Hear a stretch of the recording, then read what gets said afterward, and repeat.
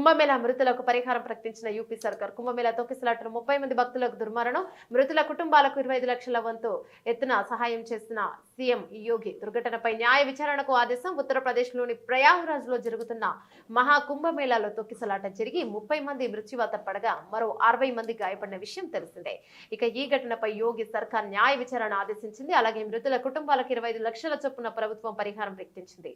ఈ ఘటనపై మంత్రి యోగి ఆదిత్యనాథ్ మాట్లాడుతూ దుర్ఘటనలో ప్రాణాలు కోల్పోయిన బాధిత కుటుంబాలకు రాష్ట్ర ప్రభుత్వం తరపున ఒక్కొక్కరికి 25 లక్షల చొప్పున ఆర్థిక సాయం అందిస్తామని తెలిపారు. ఘటన మొత్తాన్ని న్యాయ కమిషన్ పరిశీలించి నివేదికలను ప్రభుత్వానికి అందజేసిందని చెప్పారు. ప్రభుత్వ ప్రధాన కార్యదర్శి డీజీపీ స్వయంగా ప్రయాగ్రాజ్ ను సందర్శించి సమస్యలన్నింటినీ పరిశీలిస్తారని పేర్కొన్నారు. కాగా మౌని అమావాస్య కావడంతో బుధవారం మహాకుంభమేళాకు భక్తులు పోటెత్తారు. మౌని అమావాస్య రోజున అమృత స్నానం ఆచరించేందుకు పెద్ద సంఖ్యలో భక్తులు తరలి రావడం, ఒకే ప్రదేశంలో పెద్ద ఎత్తున భక్తులు గుమికూడటంతో ఈ తొక్కిసలాట జరిగింది. మరోపక్క మృతుల కుటుంబాలకు ప్రధాని మోదీ సంతాపం తెలిపారు.